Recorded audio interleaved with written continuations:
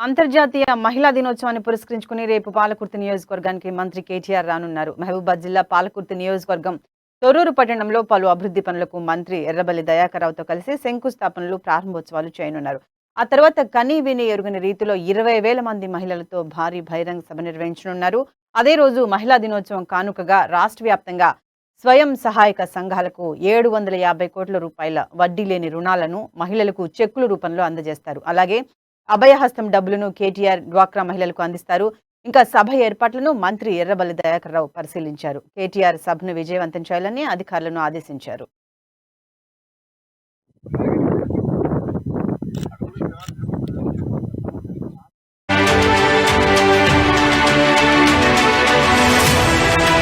Rural మహిళలకు municipality నుంచి 200 కోట్లు, 250 కోట్లు, రూరల్ మహిళలకు ఐకేపీ వాళ్లకు వడ్డీ లేని రుణాలు 500 కోట్లు.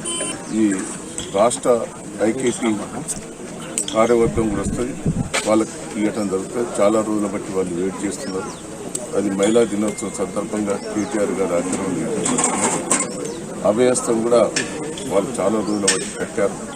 కానీ వాళ్ళు 500 పెన్షన్ కట్టారు. 2,000 ఇస్తున్నాం.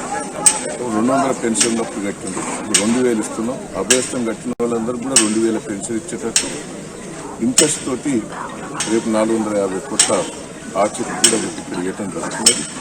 మా కాన్స్టిట్యూన్సీకి సంబంధించిన 350 కోట్ల వరకు శ్రీనిధి నుంచి, ఐకేపీ నుంచి మహిళలకు కూడా లోన్ ఇవ్వటం జరుగుతుంది. మున్సిపాలిటీ నుంచి 200 కోట్లు, 250 కోట్లు, రూరల్ మహిళలకు ఐకేపీ వాళ్లకు వడ్డీ లేని రుణాలు 500 కోట్లు.